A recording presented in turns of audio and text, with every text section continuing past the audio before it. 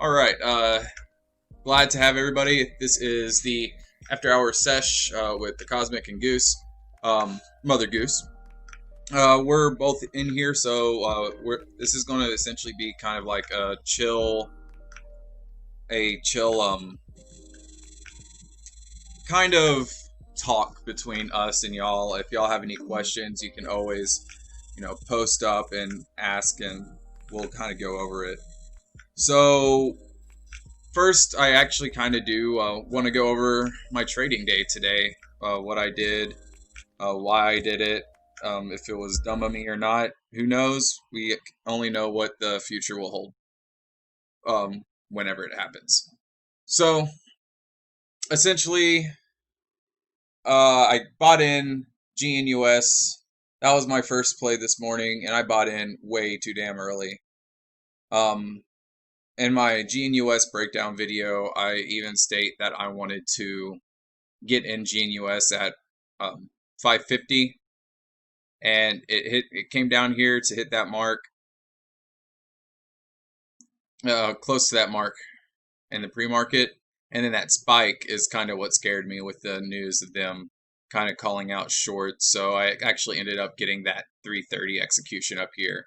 Again, chasing the spike is leading me to a negative position, but after the research that I've done on GNUS and with them launching their cartoon channel on Monday, this coming up Monday, I'm not really that worried. So there's that. Next, I did call JCP and Q and DGLY in my watch list that I made. These were going to be my top 2 watchers for day trading, and me and my dumbass did not follow my own thought process in my plans, which typically happens, and I was catching another stock, which led me to a $20 loss. But this right here, the run up, the gap up at the PM, like if you got this before the end, you're not seeing the screen whatsoever? Thanks for the shout out. You could have hopped in and told me.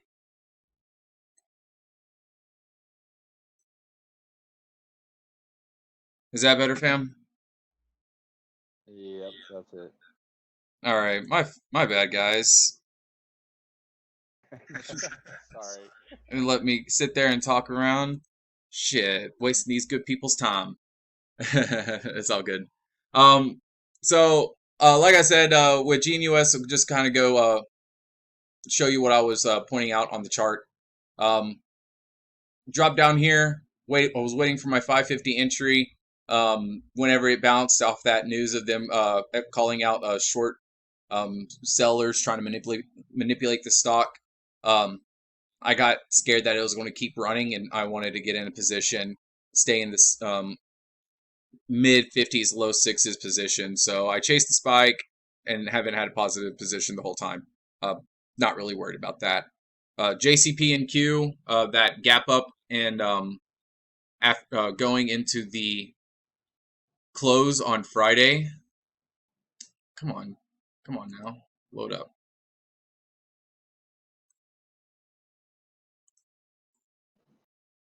All right, we'll just minimize that one.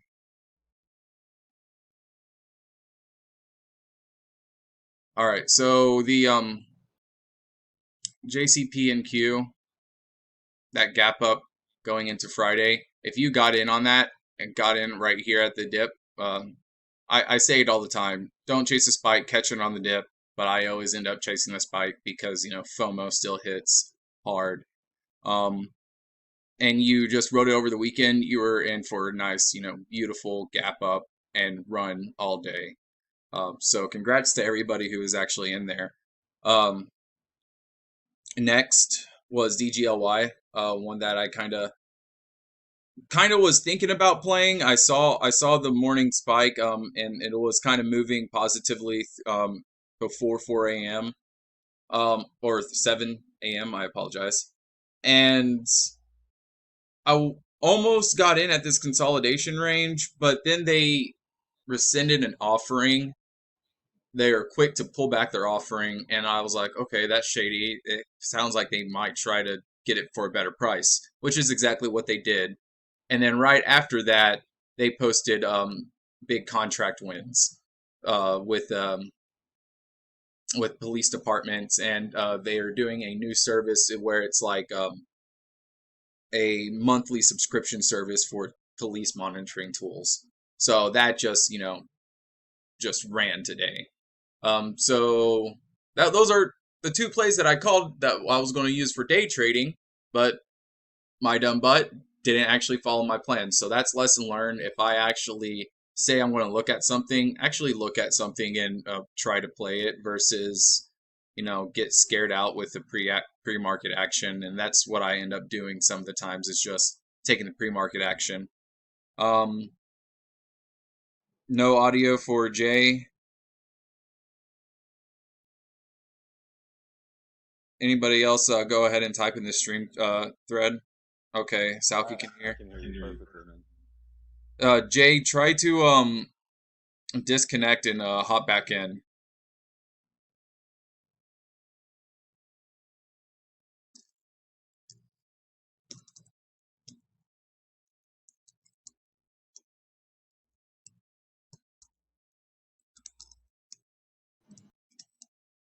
All right. I kind of want to keep it moving.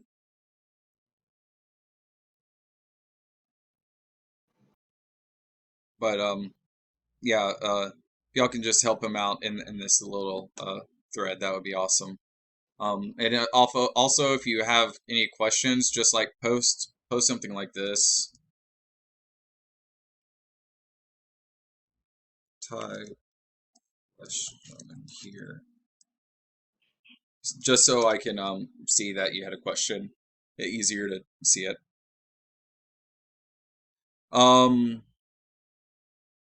Next, I do kind of just with swinging Mark and Expo, I'm not even really worried about these down days. Like they just ran up, so they're going to have a couple of down days, at least one. I'm just more upset I didn't have enough liquidity to average down like I wanted to, because I went too hard on GNUS and I played a play that wasn't even on my watch list. But yeah, I'm just waiting. Those I believe are going to have a nice swing coming in up into this week. All they really need is a couple more one or two more contract announcements, and they're just going to keep running to bring some more attention back to it. Awesome. First, the big winner that I actually called, one of the biggest winners I called today, was ENOB. I caught it on Benzinga Squawk. That is how come you need to use Benzinga Pro. Like, I'm not going to try to push it on you. It is 2-week free trial. No obligations. You don't even have to use a credit card. So go ahead and click that link that we have up there, and use that code if you want to get it. After, like, use it for a week. That's what I did. I used it for a week and then I bought it because it was just so much better than other platforms. Stocks to trade. I didn't say that. So I called it at 5. I felt like it was going to be chasing since it was already up from the 3s. Obviously it wasn't chasing. It was, PR about a possible HIV cure. And you got to rethink any big cures. Right now it's COVID, cancer, HIV, or Alzheimer's. If people are talking about cures for that, the stock is going to run. And look, then this is also why you don't have Robinhood and you use a cure for sadness. That's Scotch, my friend. So you if you're using Robinhood, you're not really allowed to trade until like right here, and you had nothing but downside on that move.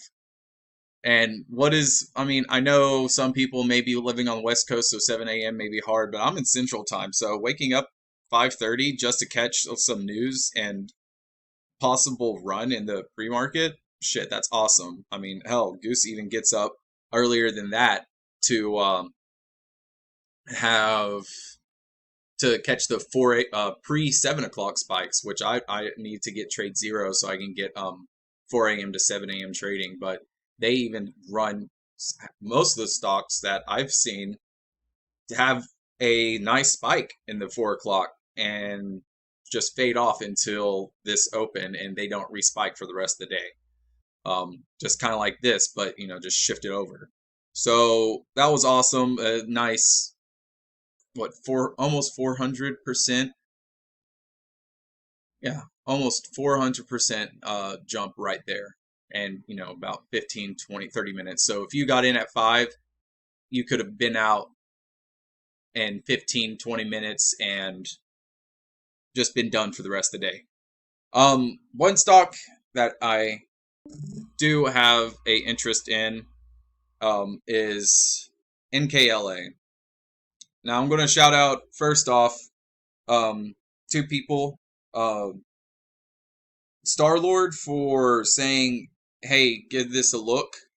I did. My initial reaction was, "Hey, it's $50. No, I don't usually play anything that much."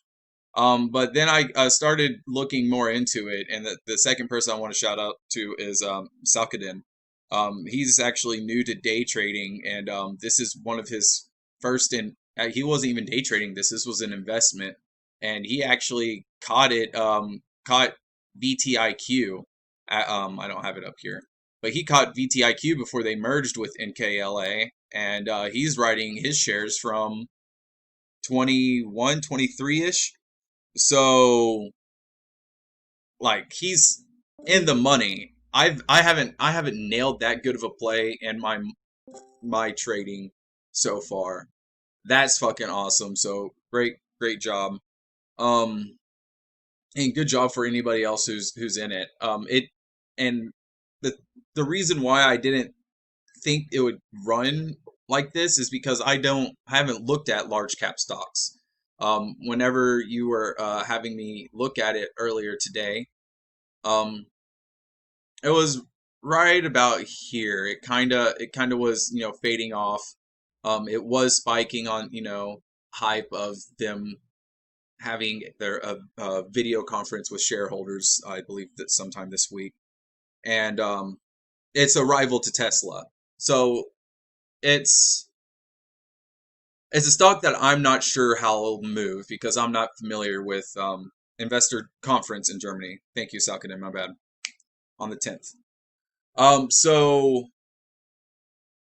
it's a stock that I'm not used to knowing how large caps run because they do react differently than say our penny stocks or our micro caps that we're using.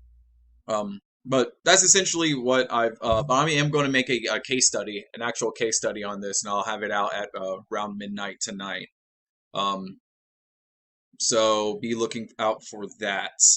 Not saying that you should wait till midnight to watch it, but I like to post it at midnight so everybody can have fresh eyes in it, or any late betties are in there.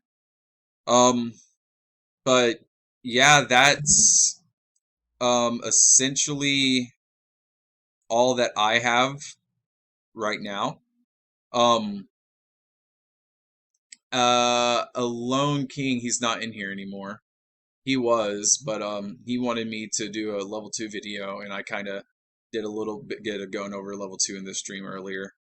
But I want to go ahead and open the floor up to Goose if he has anything that he wants to go over.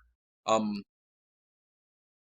pretty sure that you can I can stop streaming and you can stream your screen if you want, or if you want me to switch to any tickers on E-Trade or Benzinga, I have them both open. I can do that for you. And if y'all have any tickers, questions, anything about trading, if you're new to this, this is the time to go ahead and type in here the stream thread and ask. So I want to give y'all about the time that I get done doing my little plug. Um, we do have donations. This donations page is helping us really grow the stream. You see these little pink dots by our names. We're boosting the server so we can have better video quality, audio quality. Um, have all these a couple of these fancy emojis. We are working with a graphic designer right now to get Anonymous Trader's logo and banner um, for the server. So any donations are greatly appreciated. It's not going to be required right now. Um, Eventually, I will be making these streams, donation only, but nothing huge. Just like maybe $1 or $5, $1 to $5. I mean, I'm not you at least $1, max $5. I'm not going to try to bleed y'all dry because I want your money to be in the stock market so we can all grow our wealth together versus having to pay for another quote unquote teacher slash guru, which I don't even consider myself that. I just show you what I see and how I do my research. My picks aren't always the best, and sometimes my picks are good. I'm just telling you what I see. So donations really help us out a whole lot.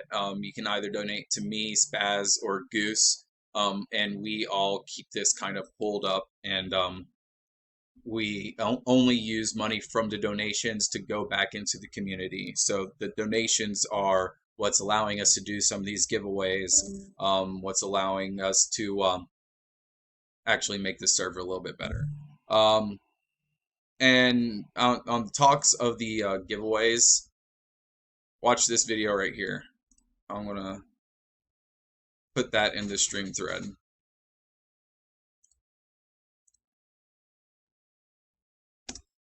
Um,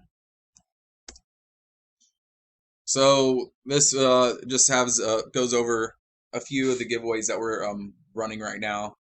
So go and do that. And if you're in this server right now, that's how come I wanted y'all to do this roll call. Let me know who's in here. I'll post this again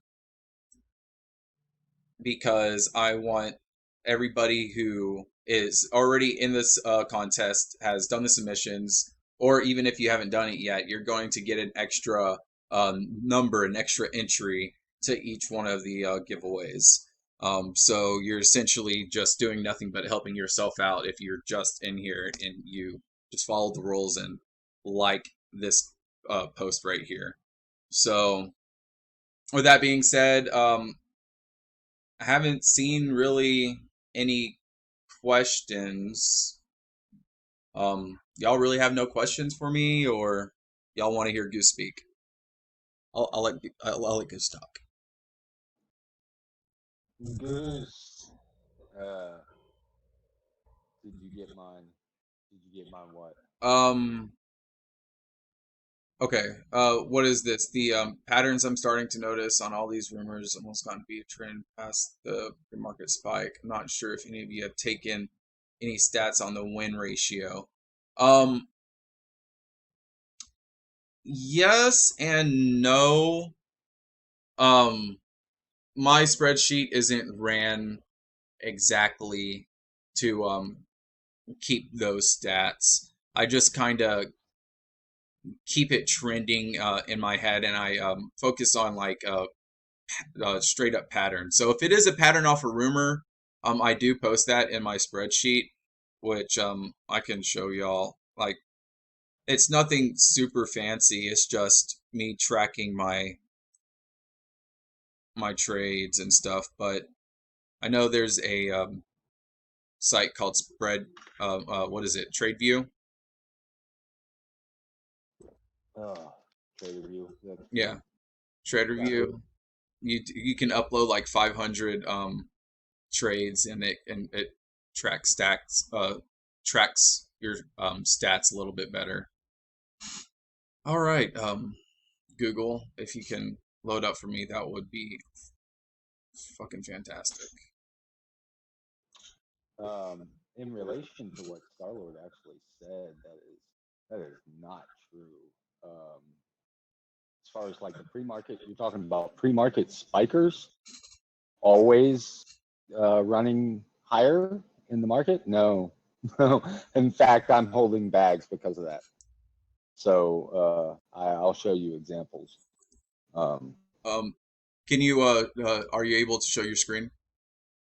I believe so. I don't know. I Uh, haven't done that before. Let's see. Share your screen. hey, that's fine. Or But stop loss. here's an example right here, Star. Like pre-market spiker went back down to $5. Held like literally maybe what 5% of its gains. If that, maybe less. I'm not a mathemathologist. I have no idea how this works. All right.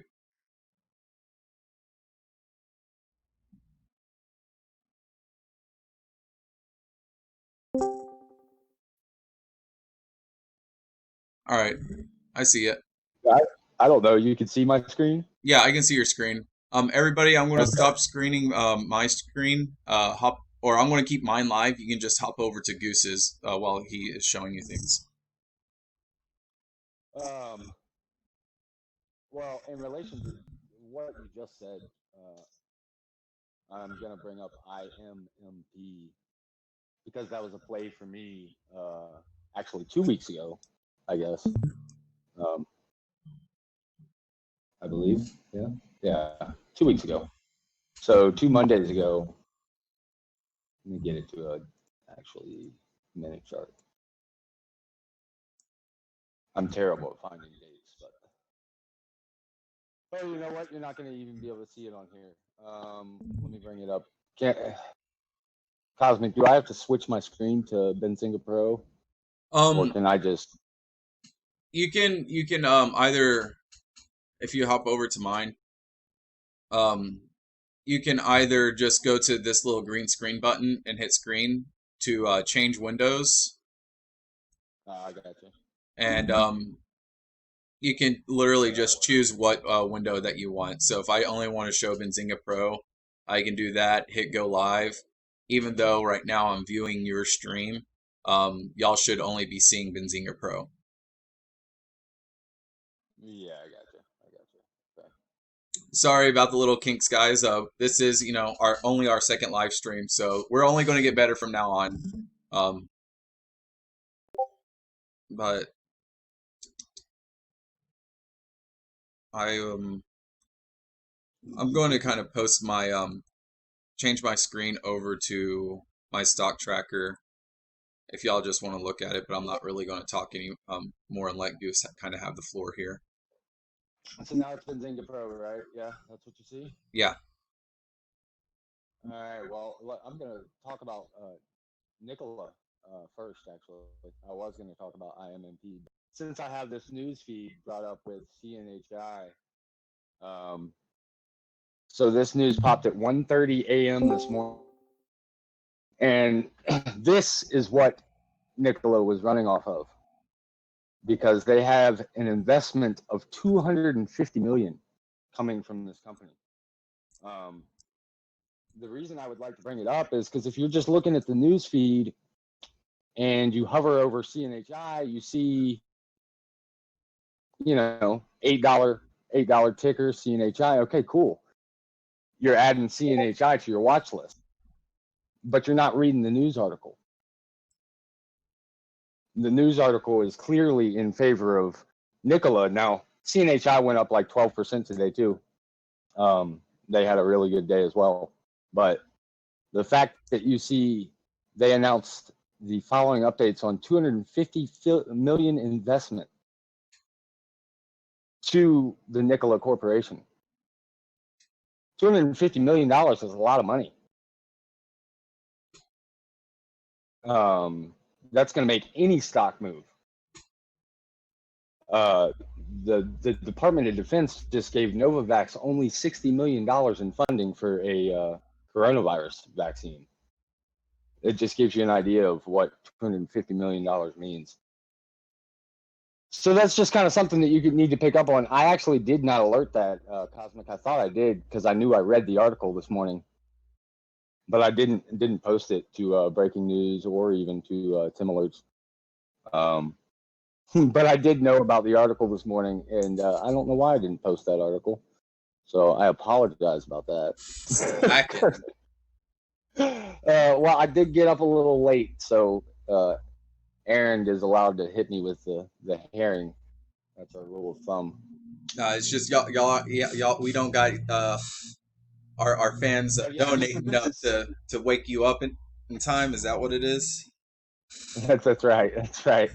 But this is CNHI's chart. And they didn't do bad at No, all I today. mean, no, they didn't do bad at all today. You're looking at, you know, That's classic $1.50. classic example Dollar of a fifty, sympathy sure. play. So even if you were to play CNHI off of that news, yeah, I mean, you still had a good day. But that's also to the important point of the 4 a.m. Um, news spikers. Now, I don't think this one actually spiked, did it? Yeah, it did. No, it didn't spike at 4 a.m. But I'm going to go to huge pharmaceuticals. I'm pretty sure we all know that they had really, really good days just the other day. When was that? A couple days ago. So that spike is what a 4 a.m. news spiker can do. Let me put it back to 1 minute. Did it just fuck up my chart? It did fuck up my chart. God damn. I really don't. This is the one thing I don't like about Benzinga Pro. If you want to hear me berate on Benzinga Pro for a bit, but Yeah, chart. Yeah, I agree. Charting the on charting is Zynga Pro is terrible. horrible. That's the one swing side to stock to So trade. unfortunately, you'll have to see this at 5 minutes. So the news for Huge came out at 2:30 in the morning. Um, Again, me and Aaron both kind of skipped over it because the ticker on the news feed, when you go back to it, says CSE, which is Canadian Stock Exchange. So you don't really think about it. I don't trade the Canadian Stock Exchange, so why would I even look at that stock? But you see that little +1 right there? That means there's another ticker involved in it. A lot of times that's going to be the same ticker, but on New York Stock Exchange. So in this case, you've got Huge on the Nasdaq. So if you're not paying attention, you miss this great news that causes this stock to spike, and you'll actually see that a lot of people missed it because at 4 a.m. it didn't spike. The stock didn't spike till 4:25.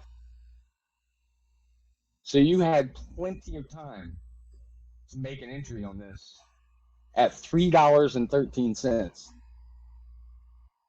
to where it then spiked up to what, $12? $12 by 7 o'clock. You just made 400%. And there was never a point where you would have gotten scared and sold your position. Maybe at this pullback right here, but you'll see that on any 4 a.m. spiker. If you ever start playing 4 a.m. news, you're going to see it spike really high and it's going to pull back. And then it's going to do this and consolidate all the way up till 7 a.m. That's generally, you'll see the same pattern 4 a.m. news spikers.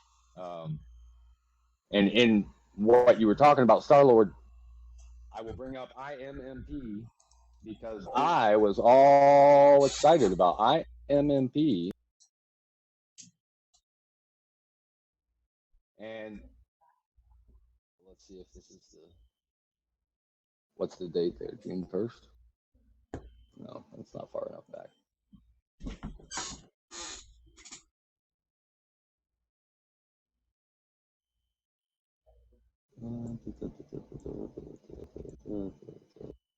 I apologize.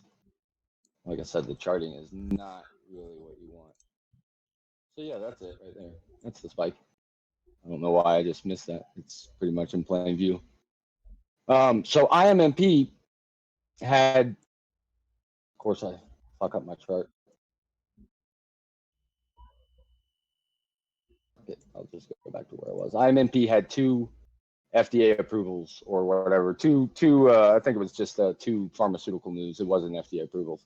But anyway, so I planned to I played it perfectly. I got an entry at like $1.25 right at 4 a.m. Couldn't have been better. And as you can see, had I sold at 4:30, 4:10 actually, I would have made what 60 cents a share almost. But I chose not to. I got greedy, and you can see what happened. I was expecting at 7 a.m. something to happen. No, and it just faded into oblivion and did nothing. So, in regards to your question, Starlord, no, every spiker that spikes up on pre-market news doesn't do anything. It doesn't. So you're going to want to sell into strength. If you buy at 4 a.m., your sell point is here at 4:10 or at 4:30 or into strength on that initial spike, and then you're just going to wait and watch that consolidation until 7 a.m. because that's your next volume spike. And then at 7 a.m., you might have another play. But you don't want to do what I did and hold it. Unfortunately, that's one of my demons. I'm a long-term investor. So I get greedy. I get greedy really easily. It's easy for me to get greedy because I make stupid decisions and I have FOMO and fear of missing out on plays like XSPA, where XSPA back in March, I bought it at 46 cents a share on a 10 alert. It cracked on an offering, and I was down. It was down to like 20 cents a share off that offering, and I even put in my open comments on Profitly, I have no worries about this because Trump is planning to reopen the country in Easter. This company is going to take off because airports are going to be a necessity for Trump's ideas. And so I second guessed myself. Unfortunately, I was going to average down at that 26 cents a share with a very large position, but they had another offering. And then they had another offering. They had 3 offerings in the span of a week. So I did some digging and found out that XSPA only had, at the time, 3 airports. One of them happened to be in my hometown of Atlanta, Hartsfield-Jackson. It is the biggest airport in the world. And they had 3 gates. So their footprint at the largest airport in the world is like the size of an ant. So when I found all that out, I immediately sold my position at the soonest profit I could, and that was at like 57 cents. And unfortunately, as you can see, I made a huge mistake because Cosmic and I calculated everything. Actually, no, Spaz and I calculated everything. Had I taken my positions, I would have made $200,000. But that's not the game we play here. So I don't want to, I'm telling that story, and some people might think, oh, I can make it rich, like Loki Wa. I know you're listening. He is a prime example of somebody that feels like they can make it rich off of a play like that. But you don't want to play like that, because the way you should have played that is the Tim Sykes way. You buy it, that alert that he did, and you sell into strength. Okay, then there's an offering. Then you can buy again at 26 cents. It's going to go up and sell into strength.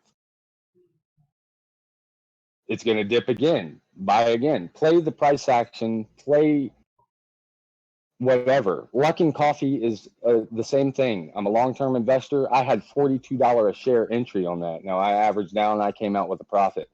But I feel like that's going to go back to $40. But I'm not doing the same thing. I've already learned from XSPA. While I could have held that position that whole time, you'll notice that it.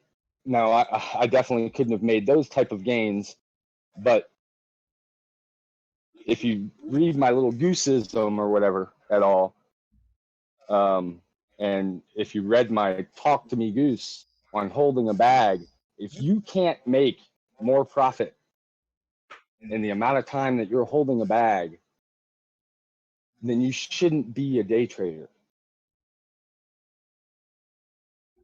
Because you should be making exponential gains. It's the same thing. Define holding the bag. Holding a bag is taking a loss and then holding on to it with the hope that you'll make a profit down the road.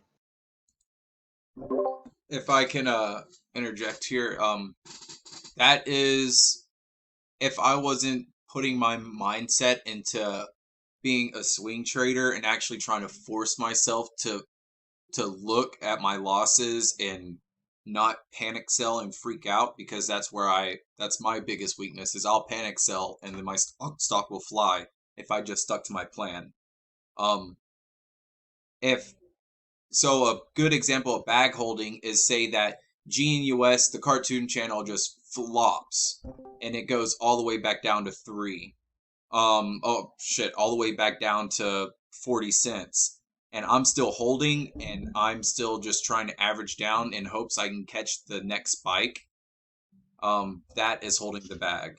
The difference between that and swing trading is I have a set time limit of how long I'm going to hold these stocks. And it's just like day trading, you have your risk that you'll get out if it goes past your risk, and you have a time frame that you want to execute this trade. So day trading, you typically put a max on it, a whole day long trade. But that's the longest time that I can see really a day trader. While, look at Tim Sykes, he's in his trades maybe 20-30 minutes max, 2 hours max. I haven't even seen him hold 2 hours before. I barely even see him hold overnight. So different trade strategies is bag holding in different ways. And if you're a day trader and not a swing trader, bag holding would be holding a stock for 3 days, waiting to get out for that spike. Swing trader would be. I'm gonna touch base on that too. Go ahead. Because swing trading, you're not holding a bag. Yes. Okay. Now, but you are if you play it wrong. And I'll give you a prime example. If you're looking at my screen again, I'm now on E-Trade. Let me actually zoom in. This is Nimley. Oh, Nimley. Good old Nimley. So if anybody doesn't know about Nimley, Nimley is a classic. Just why can't I go on one day? Weird.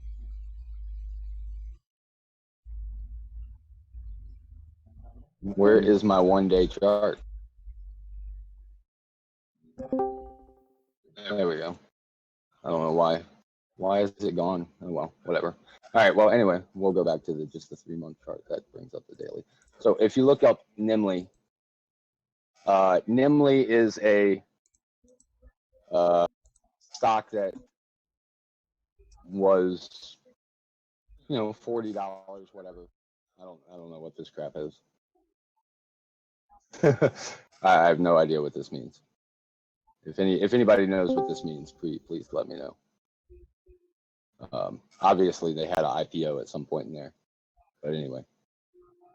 So it was a stock that was in the $40 range, and then March, February, whatever, started to crack just like every other stock. Well, since that time, it has become this little roller coaster of first green day swing patterns followed by red green day. So you see green day, green day, green day. We're going to call this a green day that you should have sold into strength. Okay. Notice that is the fourth green day. So keep that in mind. But third green day, fourth green day on Nimley. That's as far as you want to go. So you're going to swing. This is what he's talking about, a swing trade.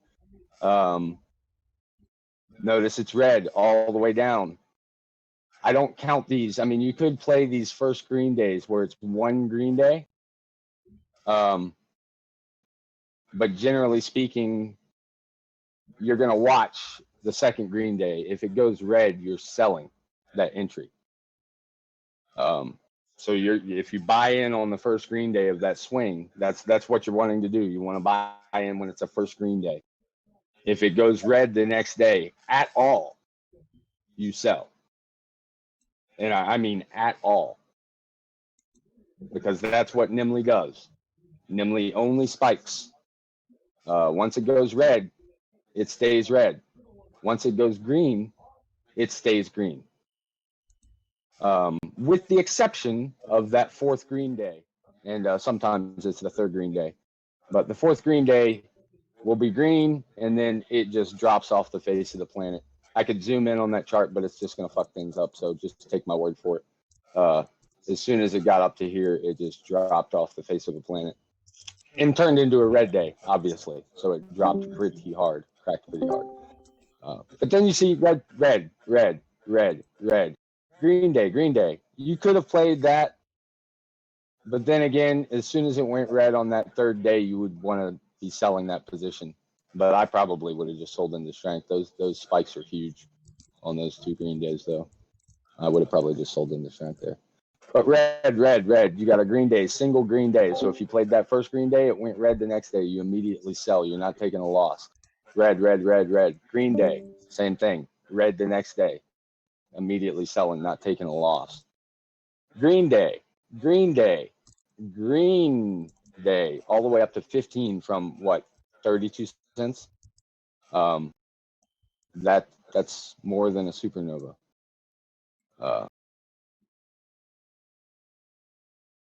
3 days on a swing in less red goose. In this particular pattern for Nimley, it goes 3 or 4 green days in a row. Yeah. But you have to watch it. So if it had, I would have sold here. I would have sold on this. I mean, I don't know who wouldn't have sold here. Basically, if it's on its third green day and it spikes really high, I'm selling it. I'm not going for that fourth green day because it's too much risk. Too much risk of it cracking all the way down, because when it cracks hard. You see these cracks, those large red lines. That is a large crack. I mean, you're looking at $8 to $2, $6 crack. Same thing, Green Day. Green Day. We're going to zoom in here because they look a lot smaller. They are not smaller. Okay, you got to think about percentage gains. All right, you're looking at 12 cents up to $1 and something. That is ridiculous amount of percentage gain. Green Day, Green Day. Third Green Day, like I said, third Green Day, sell the spike because it cracked. All red. Notice you're not, it's the same pattern. Green Day, Green Day, Green Day. Sell the spike. It's going red. Lately, it has not done the same pattern, at least not big spikes. Like before, it would do huge swings. Now it's doing still a decent swing. You're looking at 38 cents to 60 cents. That's 100% almost. It's a pretty good swing. But that's not because it goes Green Day, Red Day, Green Day. You still could have made 100% on it. But then Red Day, Red Day, Red Day. The reason I bring it up is Green Day, Green Day. What am I expecting tomorrow? A green, and I'm hoping it is. Goose will be very happy. But we're looking at, again, a bigger spike, though, similar to this one. So that'll be great if it goes up to 80 cents. But anyway, that's what a swing pattern is.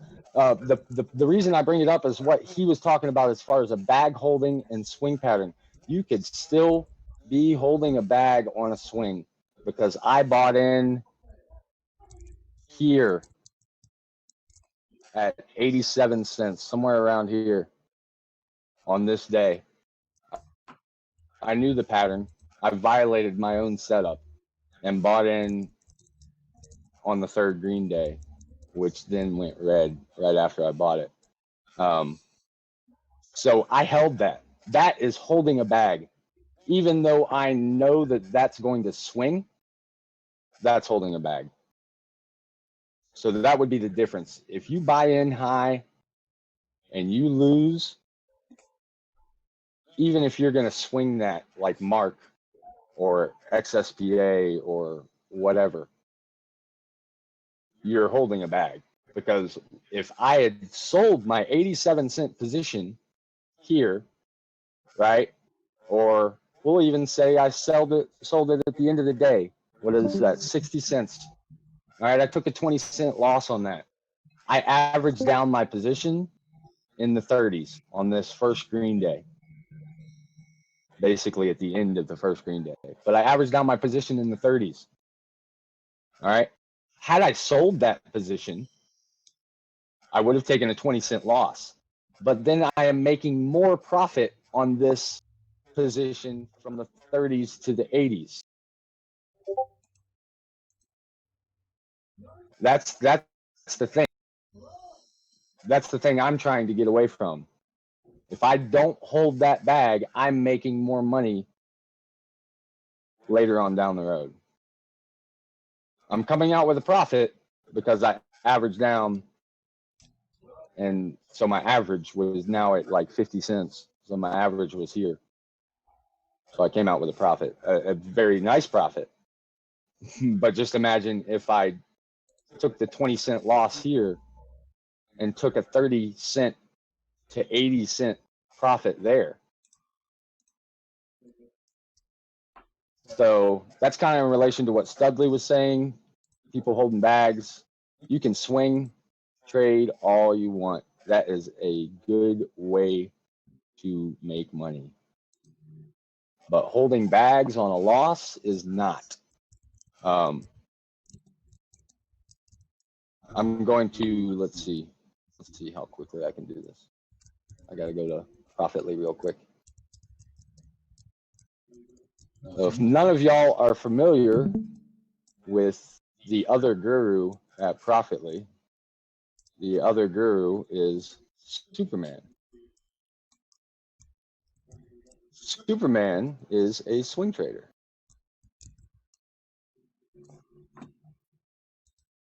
Let's see. Well, that's not going to work, is it?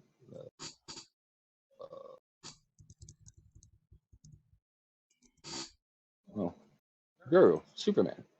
Oh, I don't want to do that. I want to see his trades. So to see his trades, you actually have to type in his user. Go to the Superman, type in his user. You can view his trades. Oh, did he take them off? That is not Superman.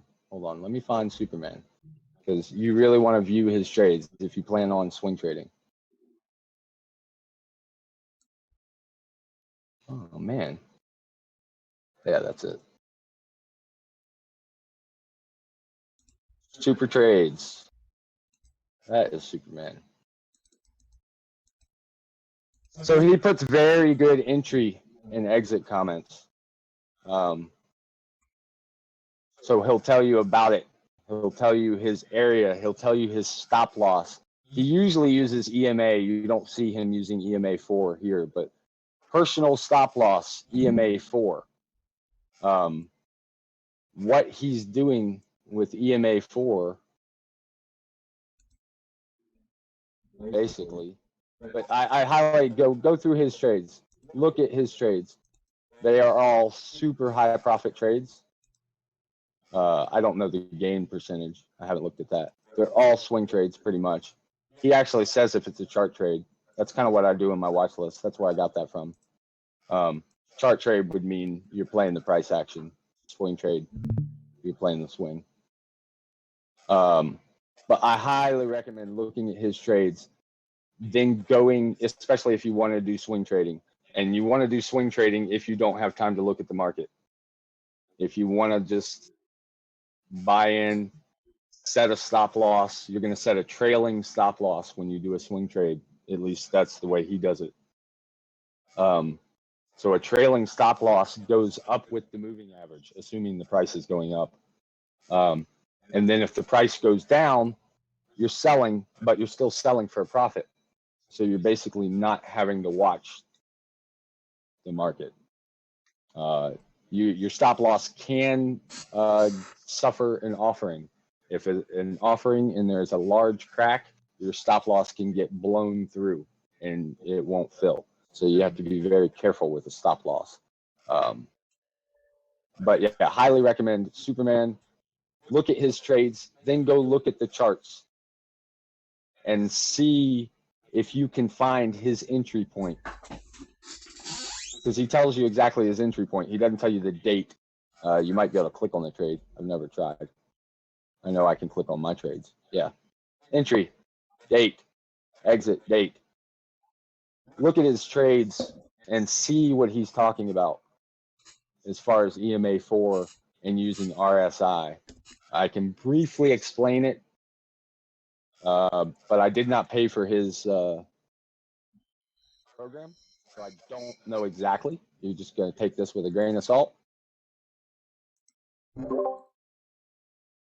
Your stream is paused, but okay, never mind. I was switching it over to E-Trade. All right, cool.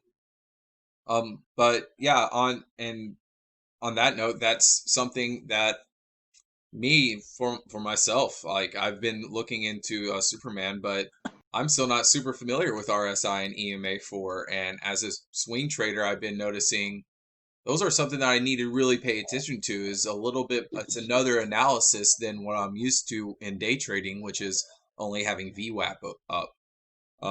The VWAP is volume weighted average percent, I believe, average price.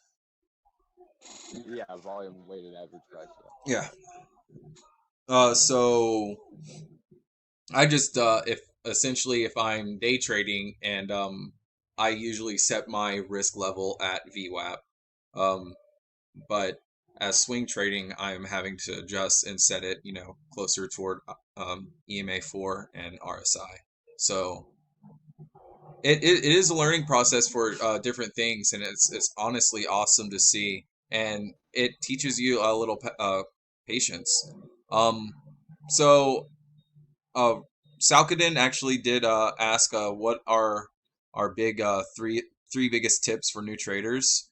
I would say my three would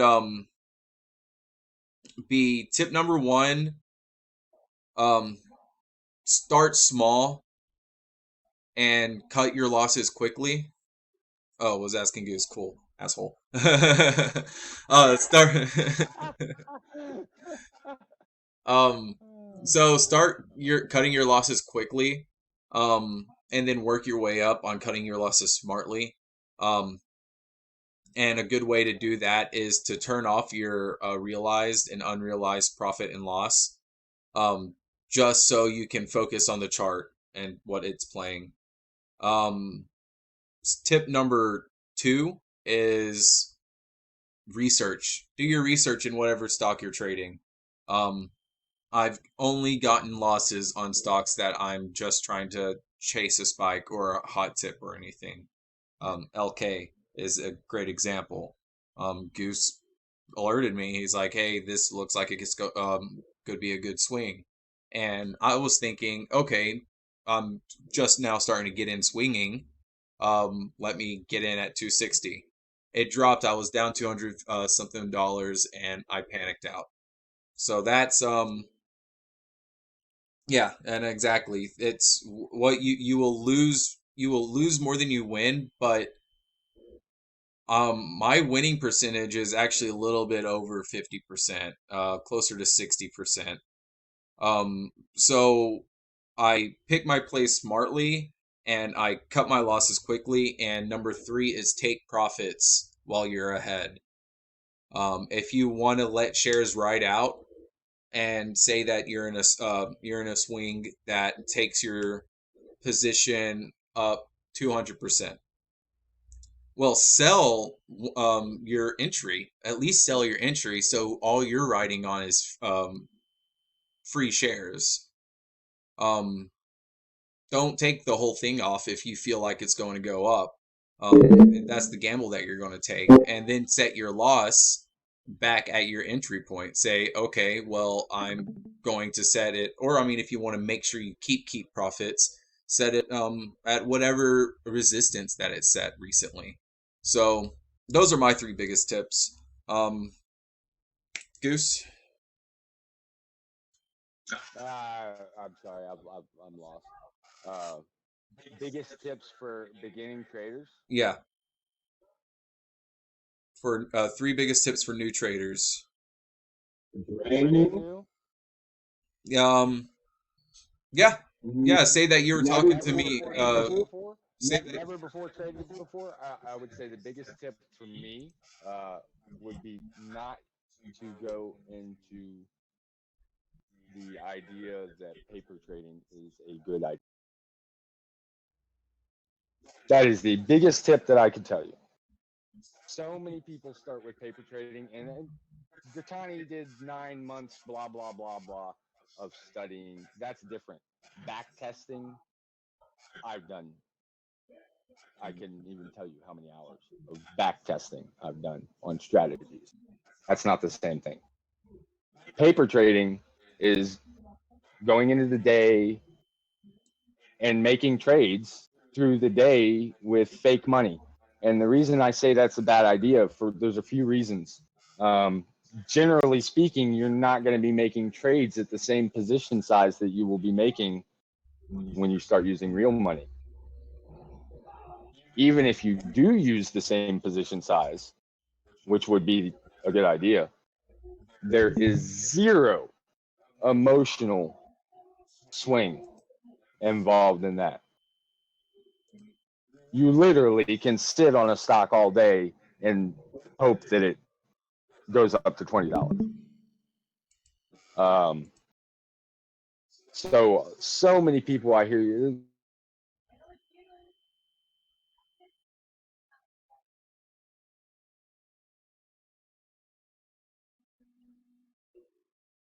brand to trading. In fact, he doesn't even really use computers that much. He doesn't really. It's not his thing. He likes to play music, do stuff outdoors, that kind of stuff. So he was doing paper trading.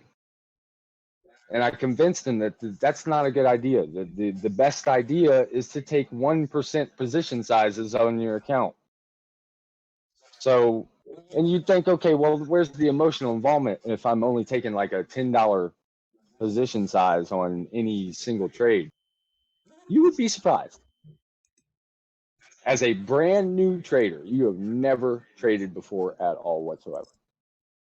If you put $10 in there and it's all of a sudden making you $2, oh man, you'd be surprised.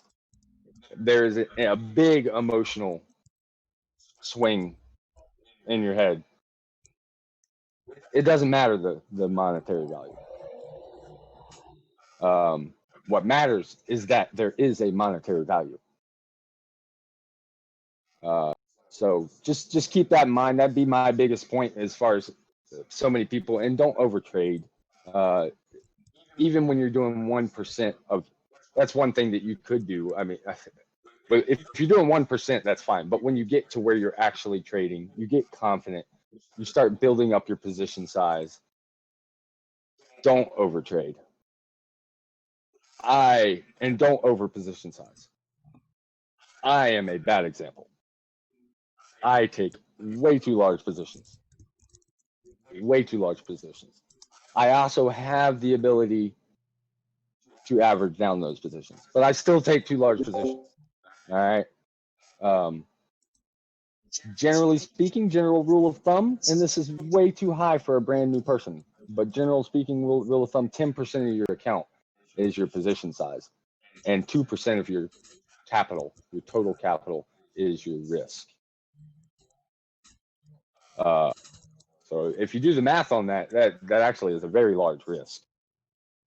But that is, generally speaking, what most, even investors will tell you, not just day traders, but investors will tell you the same thing. Now, they don't believe in 2% risk. if you lose 2%, they buy more. That's the way long-term investing works. But 10% of your total account value. So if you're $1,000 in your account, $100 a trade max, and then $1,000 in your account, $20 should be your loss on that. Now, that's what I mean. That's a 20% loss. So that's a big loss. You really don't want to take that many losses. But generally speaking, that's still a sound rule of thumb. 2% of your total capital. You could, I don't know, it's hard to get into because if you think about it, you could tie in all of your accounts into one. That's still your total capital. So 2% could get to an astronomical value if you have a lot of money. So I guess you would want to stick to whatever you're day trading with. So if you're day trading with $1,000, that's your capital, 2% of that. That way you're not blowing up that account. And that's the idea. But don't overtrade. Don't, for God's sakes, don't follow Tim Sykes. I'm not saying don't follow what he teaches. Don't follow his alert. Don't follow anybody's fucking alerts but your own. No, I know. Yeah, that's but the reason one. I say Oh, that yeah, is because people pay for that chat room thinking just to follow the alert, and just to follow the alert. And that's not a good idea. I see too many people getting pissed off and leaving. Like, I mean, there's a different reason why we started this. I honestly just started off as Goose and I just chatting, but this, we don't want anybody following our alerts. We want y'all to learn from trades because we're also learning from trades. And the more that y'all post and the more that y'all bring, different plays up to our attention, that's more that we're learning as well. So we're all doing each other a service by just saying what stocks that we're looking at and all that fun stuff. And that's what I do like that Sykes tried to promote, but it is, hey, pay for this and you can get free alerts. But his alerts are, yeah, I think I won one time chasing his alert. Every other time, I think I did a solid five alert chases, and I mean, I love Sykes to death, but he even says it himself: don't follow alerts, bad idea, because you're just getting into plays that you don't know what the play is. But go back ahead, Goose. Sorry. That's all right. So as far as what I was talking about with Superman and swing trading, since we got off on a tangent there. So he uses RSI and EMA4. What I do not know is what interval he uses. He does not use 1 minute. I can tell you that for a fact because if you zoom in on EMA4 on 1 minute, there will never be. No, I can't say there will never be because there's a full candle over EMA4 right here. But it just doesn't, the RSI doesn't, the pattern doesn't line up right. If you look at it, it doesn't line up right. So what he does is he uses RSI the opposite way that any other trader uses RSI.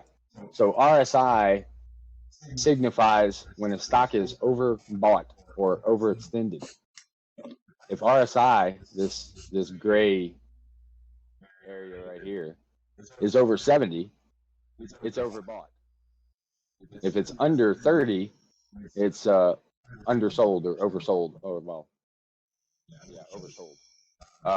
So really, most people will tell you this is a time to sell because it's overextended. And generally speaking, you'll notice after you see this, the stock does go down. So they're not wrong, right? They're absolutely right. Now, right here, that generally means buy. The stock doesn't really do much, but that generally is, why did the, whatever. That generally would mean buy, but that kind of RSI would be more so on 1 minute.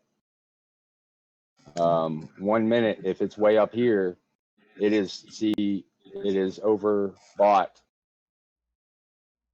and it cracks down. It's just bad price action. The risk is too high once it's overbought. You see it's overbought right here. This is again on 1 minute chart. It's overbought right here. It cracks down right after the fact. That's what RSI generally means to most people. The way he uses it is the opposite. And that's why I say you have to use it on 5 minute or 10 minute or even 15-minute intervals. And the way he uses it is if the candle is above EMA4, EMA4 is the white line, VWAP is the blue line, but when it's above EMA4 at the same time that the RSI is over 70, that's a swing. So you're not going to play it. You're not going to be watching. You're not going to panic sell right here. You don't care. Okay? And the reason you don't care is because no candle drops below the EMA4. And that's his sell point. All right? So you buy here. It's above EMA4. You got a candle right. Nope, that's not below the EMA4. Candle right here below the EMA4. That's your sell. That's not even a long swing. That's what, a couple days, I think. What am I on? 15 minutes? My crosshairs. Why can I not see the date?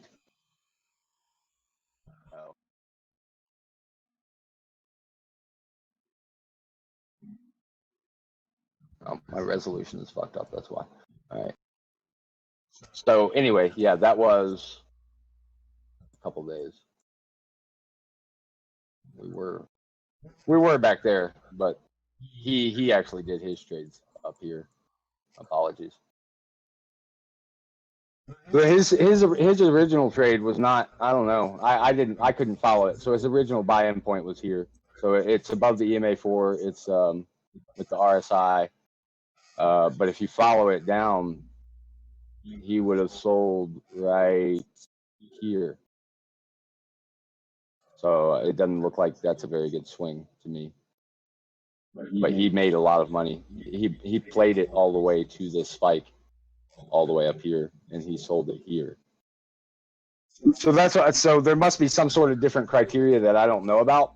Because even if you were using RSI 30, there's a full candle under EMA4 right here with the RSI under 30. So even if he was using both tools again, he would have sold here. And that's why, I mean, I don't exactly understand his pattern, but I have followed it and it works. So again, full candle, RSI over 30. If you buy in here, you're selling. You could sell up here, or you could continue to ride it. Let's see if there is a EMA4. That's kind of underneath the candle. Yeah, right here. You'd be selling here.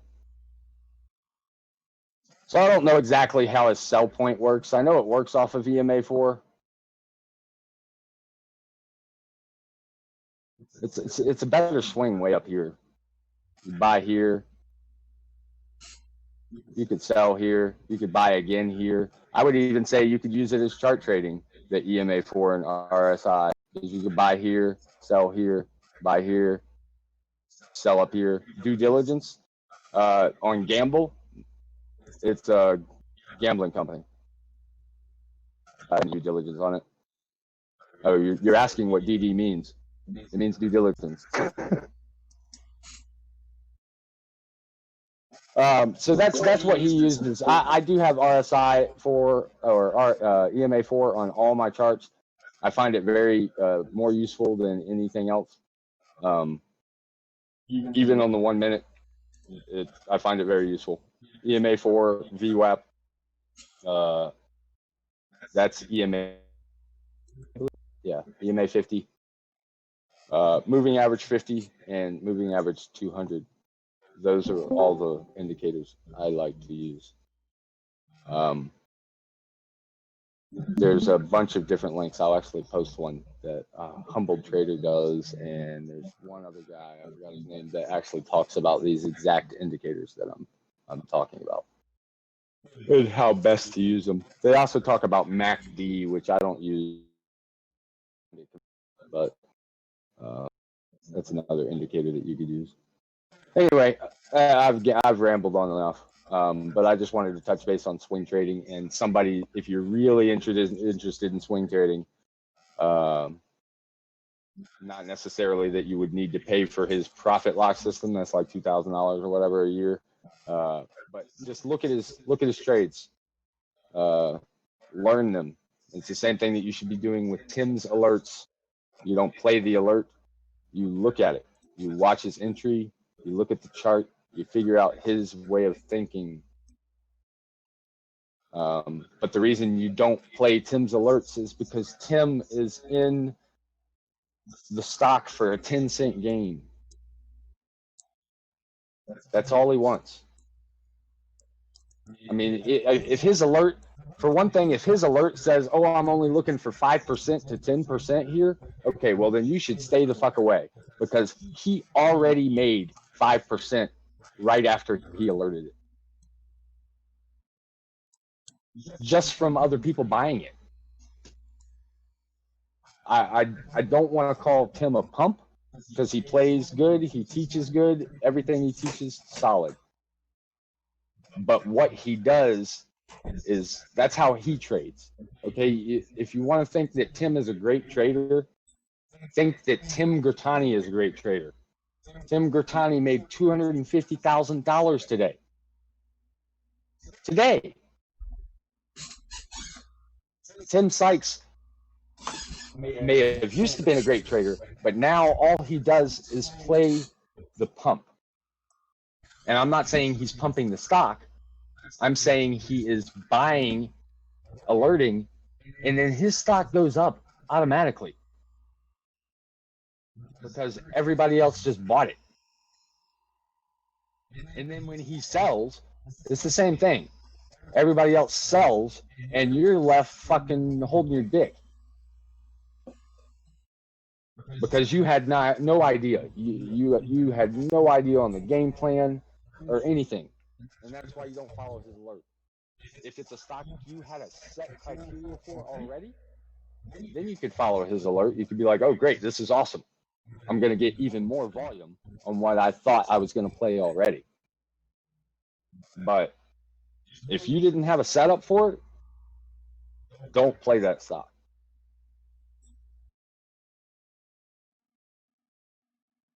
He doesn't play the big ones. He didn't play Nikola today. Let me disconnect mine.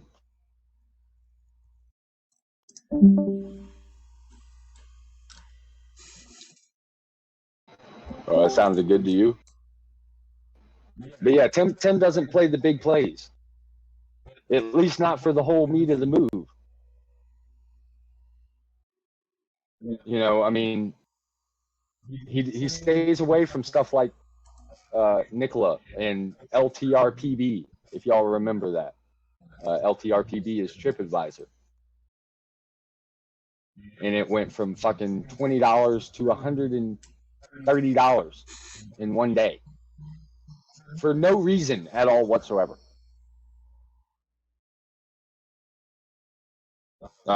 He doesn't play those type of stocks, and I don't recommend playing that stock either. There's no news. It's a halt fest. It's the risk is way up there. So you get that FOMO. You see, oh my God, it went from $20 to $50. It's halted 4 times in between. Okay, well, you buy in at $50 and it halts again, and then it fucking cracks down to $20 right after that, and you're stuck. There's no news on it. It's not going to rebound. So just be careful. Be careful chasing. That's another new trader problem. Like, I mean, I hate to say it, but you made a fucking bunch of money today, Sukinen, but you chased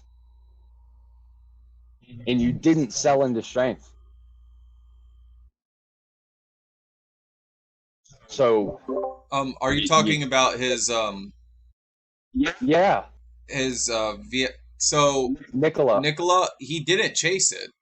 He was Well, no, in VT. He was yeah, pre-merger. On VTIQ. That might be true. He bought in at $28. So yeah, but you still are you taking a risk. Take it from. I lost $300 on IMMP when I could have made 1,000.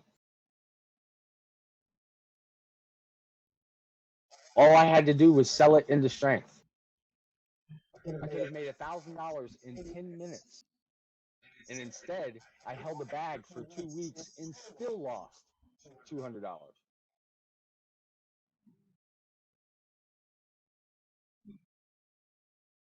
So just keep that in mind. And that's exactly a very good point. Sell portions. If you don't want to sell it all because you have that kind of confidence in it, sell it in portions. You have to be careful that you can do that with a cash account. You cannot do that with a margin account. You will violate the PDT rule quicker than you fucking know it. Yeah. Yeah, definitely. And also, and I mean that's what I was saying. If you have faith in it, like, buy your entry, take your profits going on the way up. Like, there's nothing wrong with paying yourself along the way. And that is something that I learned from trading tickers from Tim Grittani. I actually posted his blog post earlier. He goes over some good level 2 videos right in there. So, I mean, take your profits, don't get greedy. Yes, take the single stud, but that's also if you're trading the Tim Sykes way.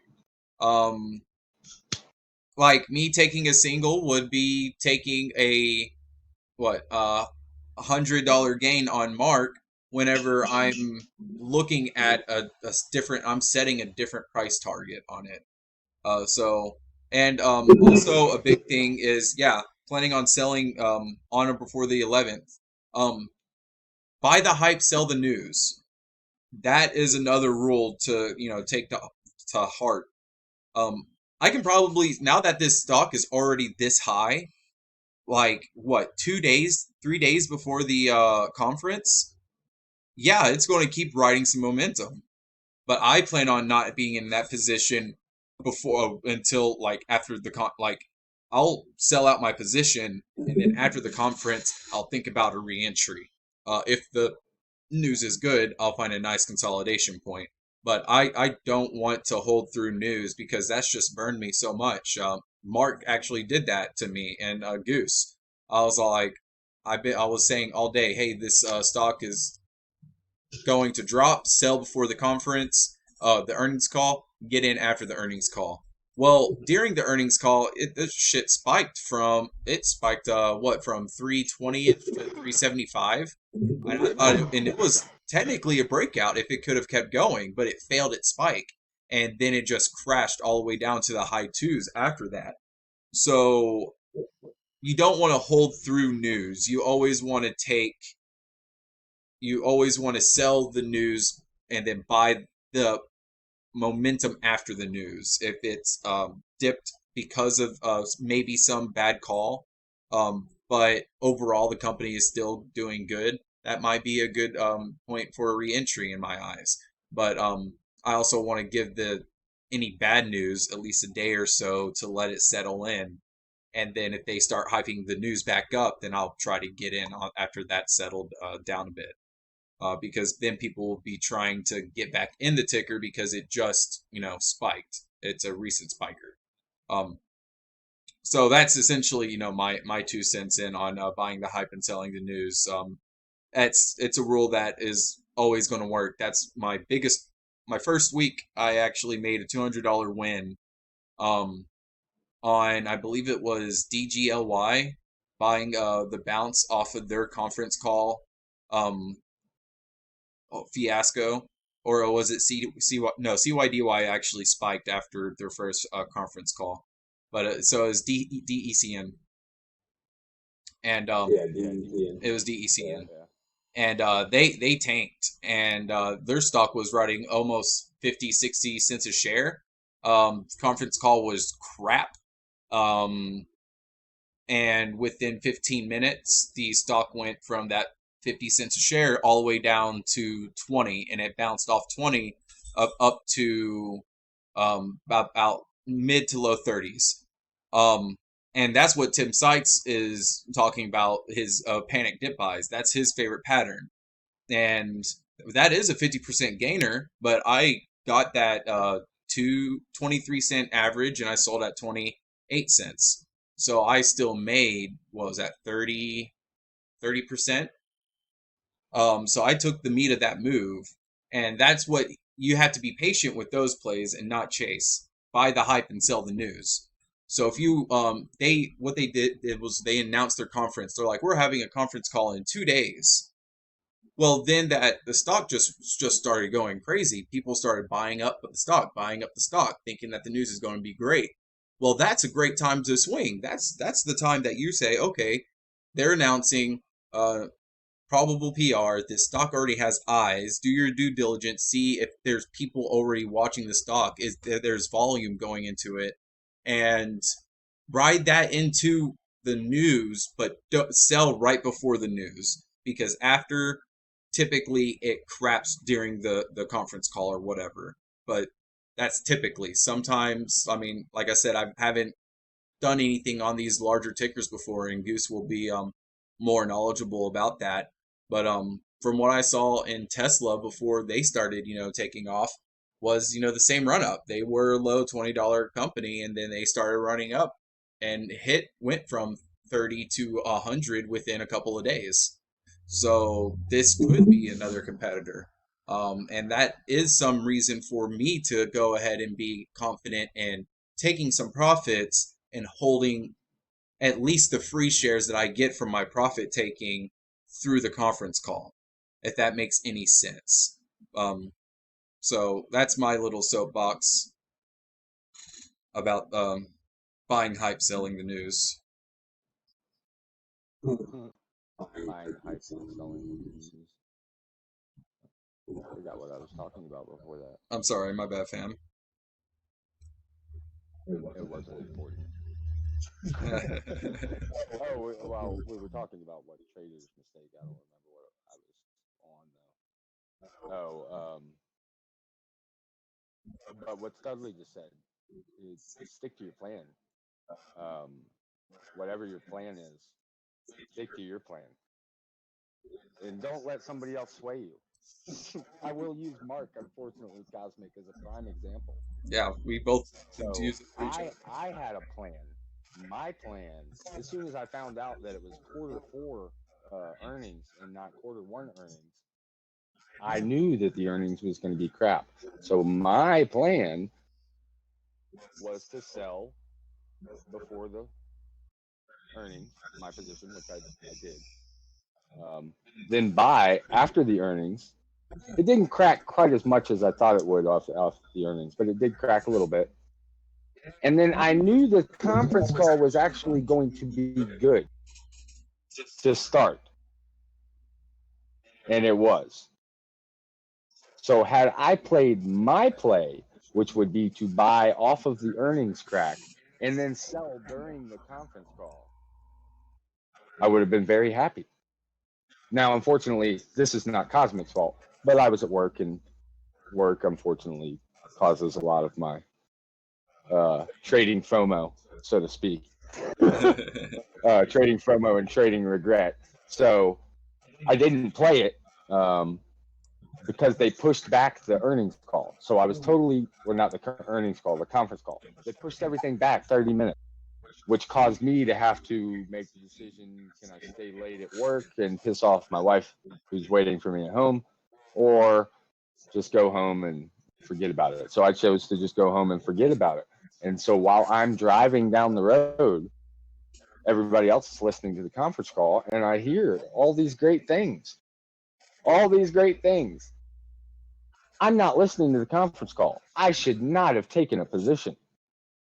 I had no setup. I mean, I had a setup, but my setup was gone. So now I had no setup. I wasn't even on the conference call to even know what was going on. And yet I bought in way too high. I bought in after it had already peaked and was cracking down. It never recovered from that. So there's no reason I should have bought in at all. I couldn't see charts. I bought in from my phone. I wasn't even looking at my chart. I was driving down the road. I quickly bought. I looked at level 2, saw what the ask was, and I bought at the ask. No, I shouldn't have done that. Yeah, I'm still holding that back. I'm streaming the chart if y'all want to see exactly like this day will go down in my memory forever, because I am still kind of chasing a play, level 2. all that fun stuff. If you can see my screen, my E-Trade screen, this is level 2. This box on the right here with the rainbow colors. That is level 2. So you've got your ask on this side. Oh, all right. They were just jumping over to see the mark screen. I could have definitely. Yeah, you could have showed them level 2 on your screen.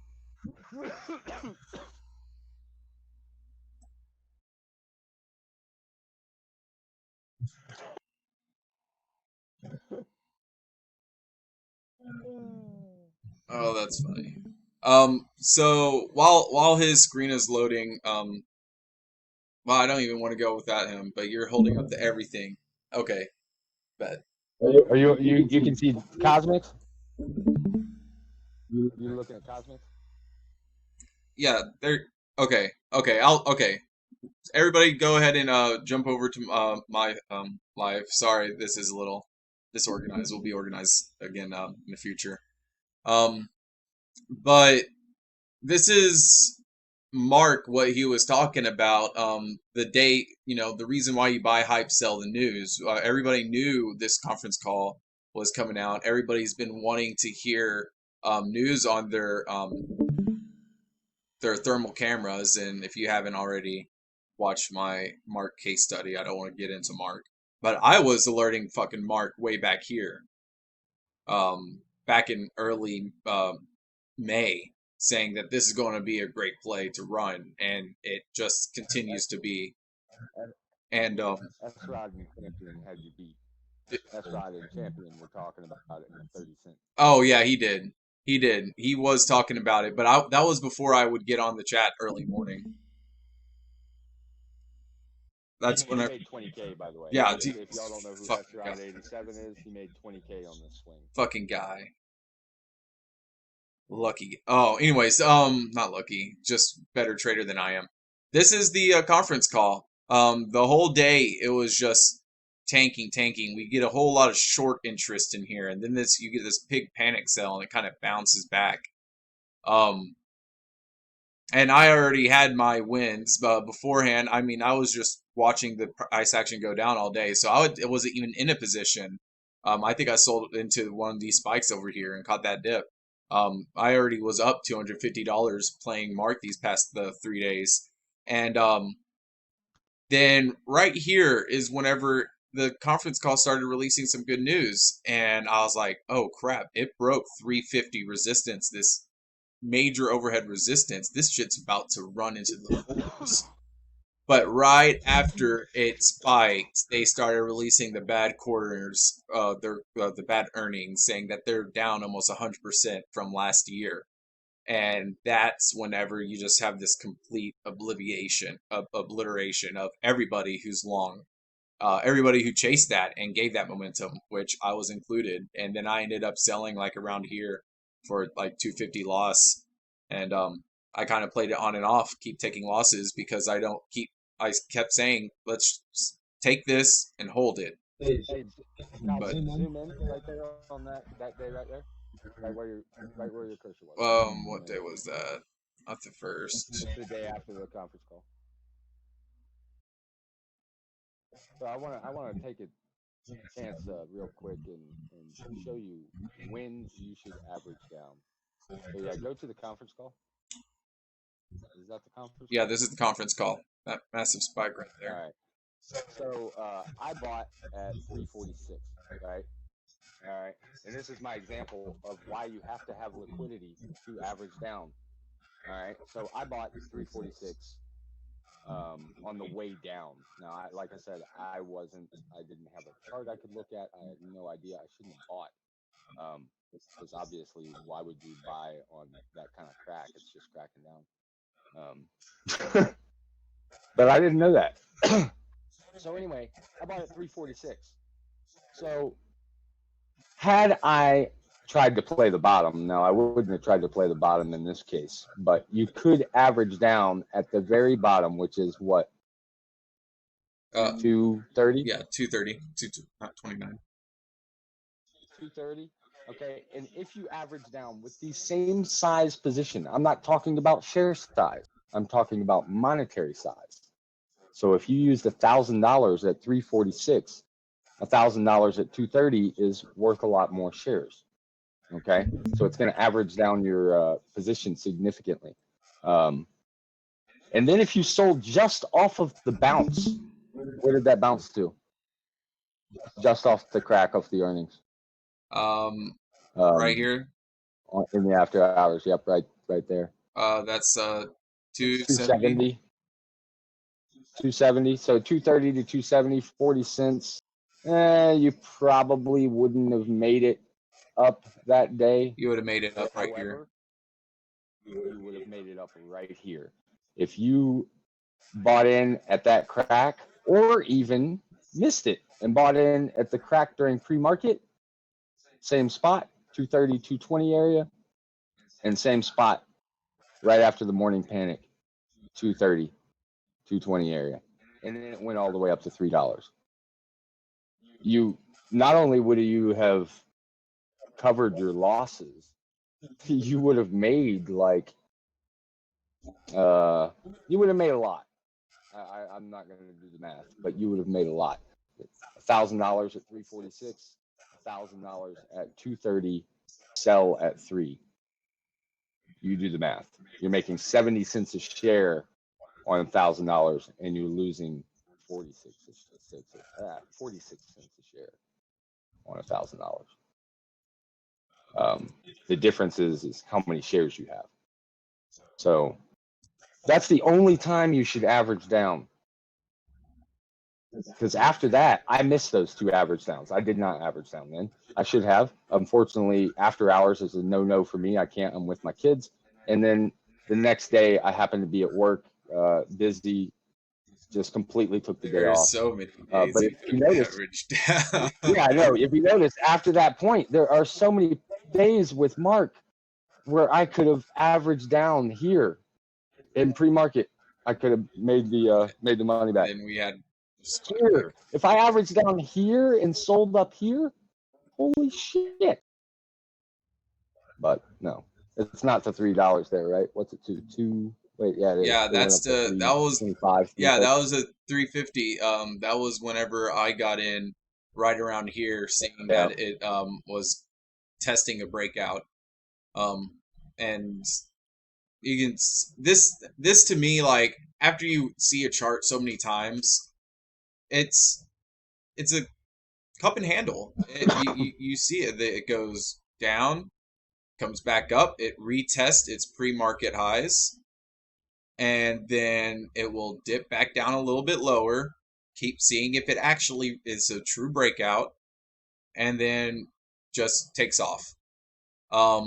So the first spike is something that you don't want to get in. You don't want to get in the breakout. You want to get in the handle part of the cup. So you see, think of a teacup or a coffee mug. You put it right in here, and it's a cup and handle, and it just kept going. And but the thing is, you have so many long-term bag holders and people who's doing that. And I mean, it's not even long-term bag holders. Like my original plan was to be holding this until something like this happened because I knew it was a great swing trade, and I still think it's a great swing trade because it's pumped like this before in the past. Um, they just need to kind of get their head out of their asses with the tweets. It's getting annoying. Um, but I mean, like I'm still riding it, and it's just another consolidation day. Um, and it's a better consolidation day than these days. So it's something that I'm ready to see a nice little breakout back over this, 270-ish area. And you see, look, what's important about that? This 270. You come all the way back here, and that's where it bounced to after that first big crack. So that's where the term former resistance, this was resistance because it couldn't break it bounced up and hit a wall, becomes your support. Um and you see your support being held right here off that bounce. But then after it goes back down, former support becomes resistance. So you see it's been struggling to get back over that 270 range. So what it really needs is a nice PR and a little bit more exposure. And today it's just had bad volume. I think people are just kind of burnt out a little bit on it. You can see these 2 days, like the volume just kind of completely died. But then look what happens when people start picking it back up. And they have earnings coming up, I think next Tuesday. So this is something that like I said, that's my idea for the swing. I'm not using as many indicators as much as I am using trader psychology and how this stock has performed in the past recently, and back 3 years ago. I mean, go to the 3-5 year chart. Let's look at this thing.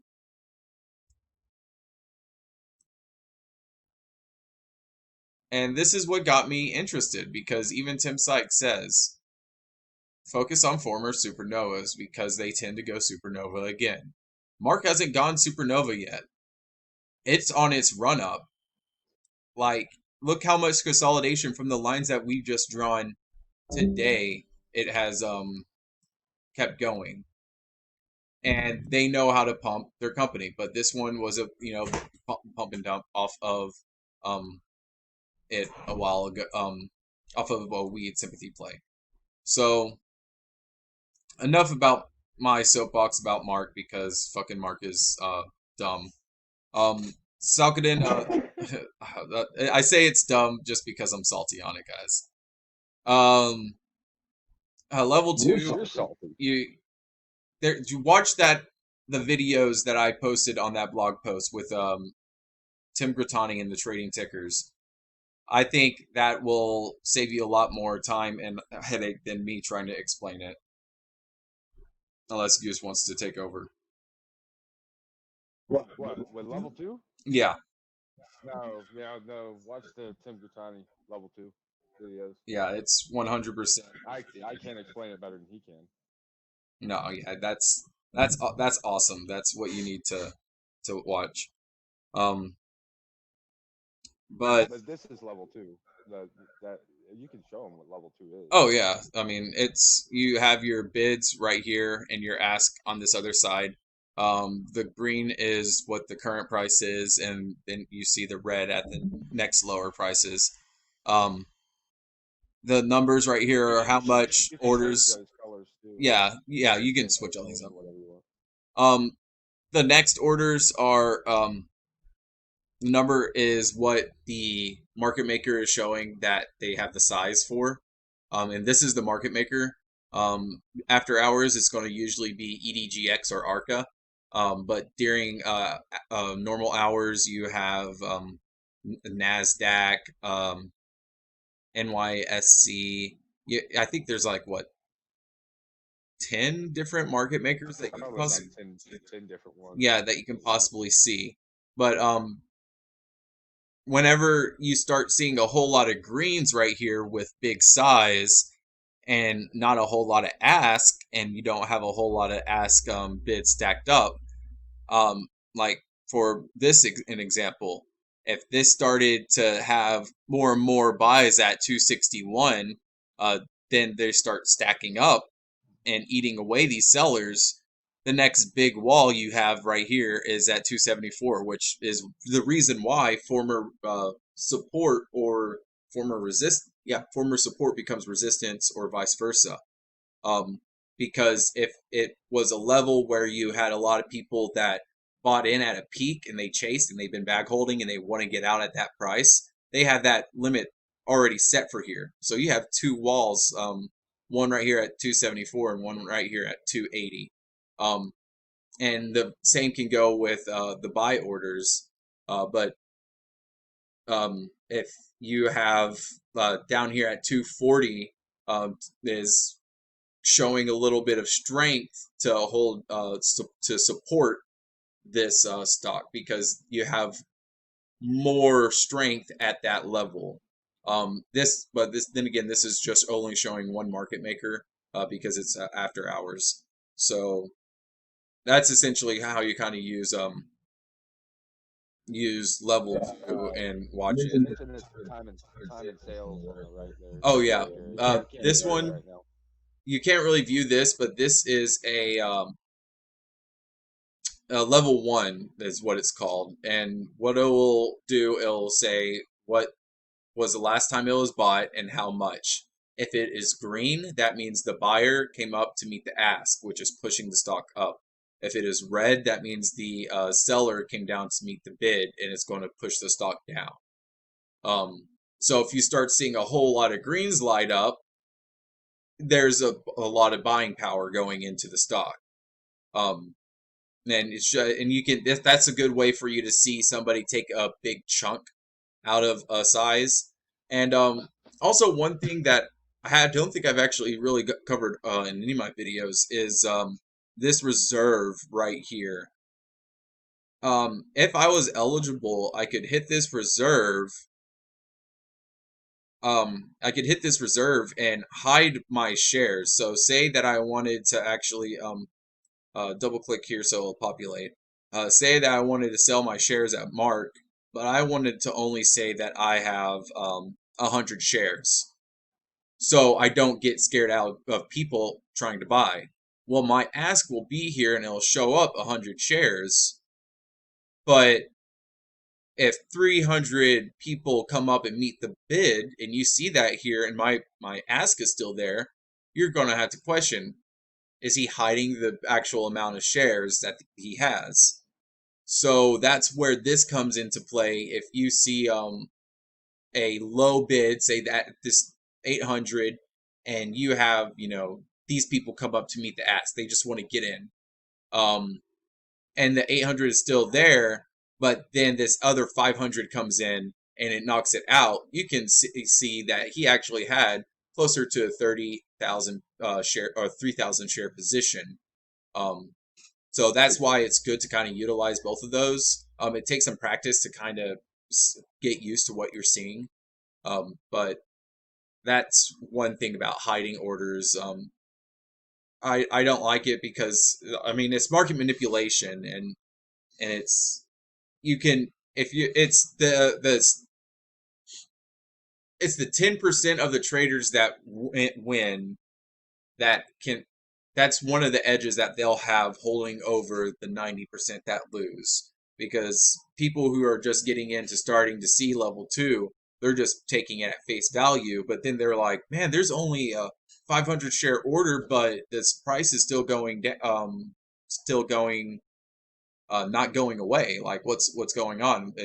it's because they have hidden orders, and you have to take it with a grain of salt sometimes. So don't solely rely on level 2, but don't trade without level 2. Don't day trade without level 2. Don't find your good entries and exits without level 2. Because like if I were trying to see if I could try to short sell, I would see if it could not break this 274, and then I would try to get a short in on that, because the buying power is so low. The sellers are going to come down to meet the bid if it can't break, and just put that into a downtrend.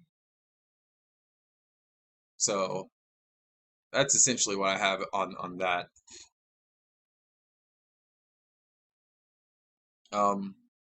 Does anybody have any other questions? I mean, this stream has gone for about an hour 45 minutes now.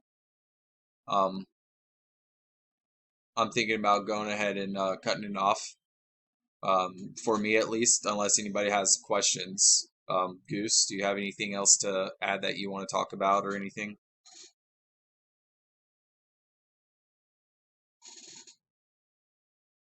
Chirp, chirp, chirp, chirp. My mic is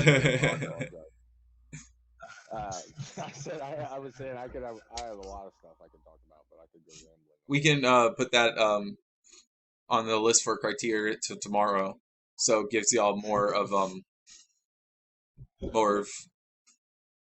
something to look forward to. I could go over Benzinga Pro tomorrow. Oh, there you go. That you don't want to miss that then. So ending this whole thing out, the giveaways video. Watch this video. Follow the rules. People who are in here automatically get another point. So people who watched my stream earlier today and today and follow the rules on the video, I'm just going to go ahead and call out like a Salkadin and Stud. They are now in. They have now 3 entries for the contest versus the one just following the rules. So all of y'all, if you go in now, I'm actually going to go ahead and control print screen, take a screenshot of who's in. And here, I just realized I wasn't showing my screen here. This is the giveaway video. You just scroll up here in the thread. Like the video, subscribe to my YouTube. Members here, it doesn't really apply to you, but you have to be a member in here to qualify. And share the video on at least one social media. And then take a screenshot of all that and post it and the contest submissions. Or if you want to keep your submission anonymous, you can DM me, and I'll keep you in there as well. And if you say that if you want to keep a running tally as yourself to make sure I don't miss you, that's how come I've been posting this roll call. So go ahead and like that. This is a good idea. Just like this giveaway video for all you that are in here right now. And I did a print screen, and we will announce the cash giveaways tomorrow. Not tomorrow, on Tuesday next week. And Benzinga Pro July 4th is whenever I'll announce it. So holiday, something give everybody to look forward to. But yeah, that's all that I have. Goose already bounced. So thank you so much, guys, for coming in. And remember that we're going to try to do this nightly, but try not to keep. We'll try to keep it closer to an hour. This one, it was just a lot of good information. I didn't bounce. Oh, I thought you bounced. My bad. I just turned my screen off. Oh man, you dropped in the chat, and it just threw me all off. But all right, y'all have a good one, guys. Peace.